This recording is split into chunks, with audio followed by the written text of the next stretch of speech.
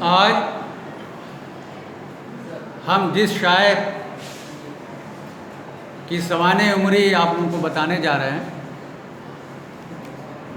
وہ شاعر جس کا اہل خاندان یعنی خاندان والے باپ دادا تصوف کے رنگ میں ڈوبے ہوئے تھے، یعنی وہ ایک خانقاہی مزاج کی شخصیت کے مالک تھے۔ جہاں خانقاہی مزاج کی بات آتی ہے اس میں دنیا سے بے رغبتی عموماً ہم نے دیکھا ہے کہ جو لوگ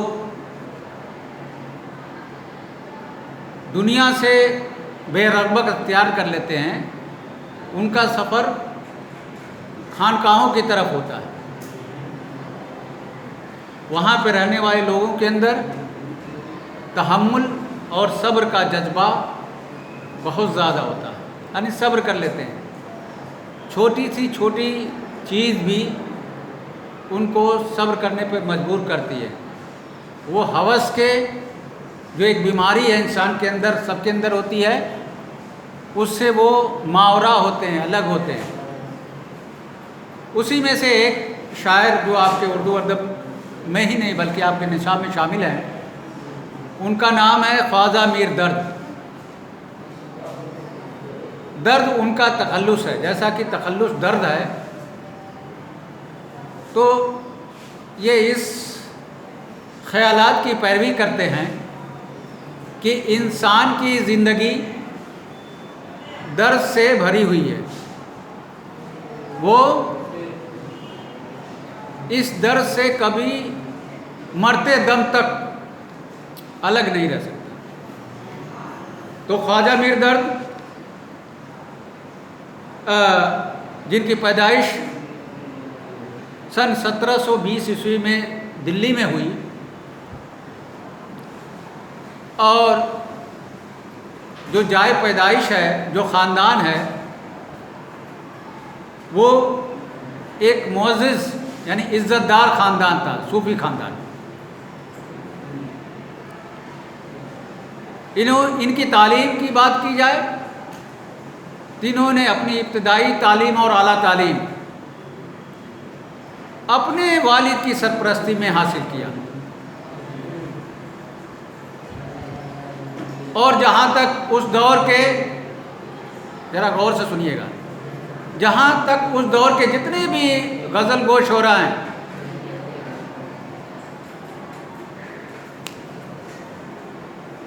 جتنے بھی غزل گو شعراء ہیں، ان میں بڑی عزت و احترام کی نظر سے دیکھے جاتے ہیں۔ یہ ان کی بزرگی کی علامت ہے۔ شاعر تو اچھے ہیں ہی ہیں، انسان بھی بڑے اچھے ہیں۔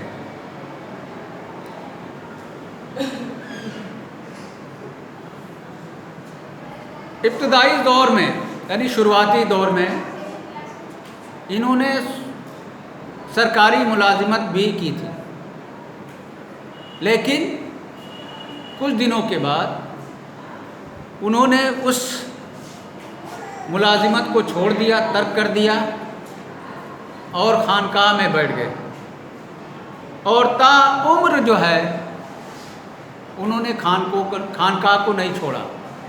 سمجھ رہے ہیں نا بات کو؟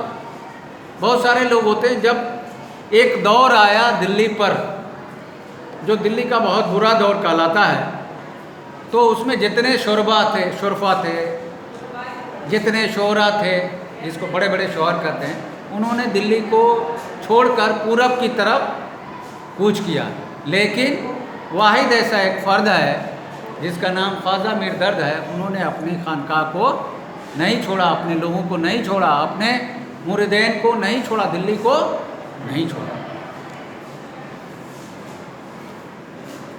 جہاں تک شعر و شاعری کی بات ہے، خواجہ میر کو بچپن سے ہی شعر و شاعری کا شوق تھا۔ وہ ایسے بھی صحیح ہے، جتنے بھی شاعر ہوئے ہیں ان کے اندر شعر و شاعری کا رجحان بچپن سے ہی پیدا ہو جاتا ہے، جوانی میں پیدا نہیں ہوتا، ابتدائی زمانے میں ہی ان کے اندر وہ شعور دکھنے لگتے ہیں، پیدا ہو جاتے ہیں جو ایک شاعر کے اندر موجود ہوتا ہے۔ تو ان کو دلچسپی ہونے لگی کس میں؟ شعر و شاعری سے۔ ہاں، اور اس طرح سے ان کو ابتدائی زمانے میں ہی شاعری میں شہرت حاصل ہو گئی، یعنی وہ شاعر کی حیثیت سے جانے پہچانے جانے لگے، چونکہ ان کے کلام میں تصوف کا رنگ چڑھا ہوا تھا۔ تصوف میں کیا ہوتا ہے؟ تصوف کے فلسفے میں ہم دنیا میں جو کچھ بھی چیزیں ہیں ان کو ایک خدائے برحق کا عکس دیکھتے ہیں۔ اس میں کیا دیکھتے ہیں؟ اگر کوئی انسان کو ہم دیکھتے ہیں، کوئی پیڑ کو دیکھتے ہیں یا کسی جانور کو دیکھتے ہیں تو ہم اس میں اللہ تعالیٰ کا نور تلاش کرتے ہیں، ان کی صفات کو تلاش کرتے ہیں۔ ان میں کہا جاتا ہے کہ جیسے ہم نے پچھلے ولید اکنی میں پڑھا تھا کہ جب حسن یکتا تھا، یعنی اللہ تعالیٰ ایک تھا، پردے تجرید میں تھا، اور جب چاہا کہ اس کے اندر شوق پیدا ہو اس کو چاہنے کا، تو اس نے کیا ہوا؟ انسان کی صورت میں آ گیا۔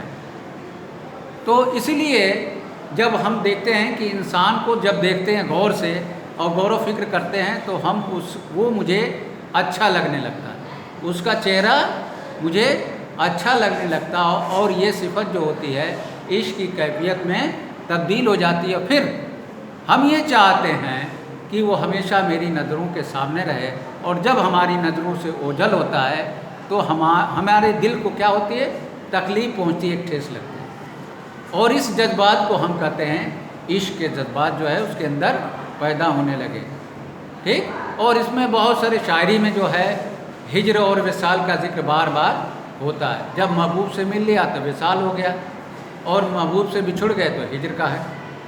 تو یہ جب تصوف میں دیکھتے ہیں تو ہم سبھی لوگ محبوب سے بچھڑے ہوئے ہیں۔ محبوب کے مطلب جس نے ہمیں پیدا کیا، اس نے ہم سے ناراضی اختیار کر لی اور ہمیں دنیا میں بھیج دیا۔ تو جب ہم دنیا سے رخصت ہو جاتے ہیں تو کہتے ہیں فلاں صاحب کا وصال ہو گیا۔ کیا کہتے ہیں؟ فلاں صاحب کا وصال ہو گیا۔ در حقیقت وصال کے معنی ہوتا ہے کیا؟ ملنا۔ تو بھائی وصال ہو گیا تو ہم جب مر رہا ہے انسان تو ہم اس کو کہتے ہیں کیا؟ وصال ہو گیا، یعنی جہاں سے آیا، جس محبوب کے پاس آیا تھا وہ اسی محبوب کے پاس جا کے مل گیا۔ بات سمجھ میں آ گئی؟ تو وہاں پہ یہ وصال کا لفظ استعمال کرتے ہیں تصوف کے رنگ میں یا دوسری طرح۔ اور ورنہ کچھ لوگ کہتے ہیں انتقال ہو گیا۔ انتقال کا معنی ہوتا ہے یہاں سے کٹ گیا، یہاں سے جو رشتہ تھا دنیا سے اس سے منتقل ہو گیا، کٹ گیا۔ ٹھیک ہے نا؟ تو انتقال، تو یہ دو چیزیں وصال اور انتقال جب ہم دنیا کے نظریے سے دیکھتے ہیں تو کہتے ہیں انتقال ہو گیا، جب دنیا کے بعد کی دنیا کے نظریے سے دیکھتے ہیں تو ہم کہتے ہیں وصال ہو گیا۔ ٹھیک ہے نا؟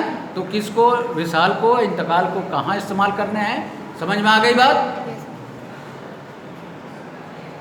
اب رہی بات کہ جیسا کہ میں نے بیان کیا کہ بچپن سے ان کو شعر و شاعری کا شوق تھا اور ان کو شہرت بھی ملی، اور ان کے کلام میں تصوف کا رنگ بھی دیکھنے کو ملتا ہے۔ اور ان کے تصوف کے رنگ میں ان کے عشق میں کیا چیز ہے؟ عشق حقیقی کی پاکیزگی جھلکتی ہے۔ کون سی عشق ہے؟ عشق حقیقی۔ اور جہاں تک درد کی شاعری، درد کی شاعری میں جو صوفیانہ انداز بیان ہے اور جو فلسفیانہ خیالات ہیں، وہ دل کے حالات سب مل کے کیا ہو جاتے ہیں؟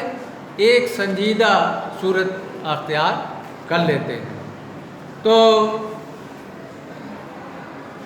ہم دوسری طرف ہم یہ دیکھتے ہیں کہ بہت کم ایسے اشعار ہیں درد کے ہاں جو غیر معیاری ہیں، یعنی جو کچھ بھی ہے درد نے جتنا بھی کہا ہے وہ بڑا معیار ہے. یعنی گندی شاعری جس کو ہم بڑی اوچھی شاعری، ہلکی پھلکی شاعری، وہ ان کے یہاں دیکھنے کو نہیں ملتی ہے. اب جیسے ہم 2-4 مثالیں آپ لوگوں کو پیش کرتے ہیں. تو اپنے دل سے غیر کی الفت نہ کھو سکا. دیکھیے کتنا عمدہ کلام ہے. مثال کے طور پہ، تو اپنے دل سے غیر کی الفت نہ کھو سکا، میں چاہوں اور کو تو یہ مجھ سے نہ ہو سکا. اور دیکھیے ایک اگلا شعر، جو آئینہ جس پہ یہاں نظر کی، جو آئینہ جس پہ یہاں نظر کی، ساتھ اپنے 2-4 ہو گئے. تو یہ مثال دیکھیے، اور کس رنگ میں ڈوبا ہوا ہے جو آپ کے نصاب میں ہے. دیکھیے ایک کلام، جی میں ہے سیر عدم کیجیے گا، یک بیک خلق سے رم کیجیے گا. جب عدم کا سفر کیجیے گا تو آپ کو اپنے پیدا کرنے والے سے اچانک آپ کی ملاقات ہو جائے گی. تو یہ ہے. اب دیکھیے دوسرا ہے، تیسرے غزل ہے، کچھ لائے نہ تھے کہ کھو گئے ہم، تھے آپ ہی ایک سو ہو گئے ہم. دنیا میں ہم کیا لے کے آئے تھے؟ کچھ بھی نہیں ہے. تو اس لیے جیسے آئے تھے ویسے ہی واپس چلے گئے. دیکھیے یہ کتنا صاف ستھرا شعر ہے. تو اس طرح کی باتیں ہیں.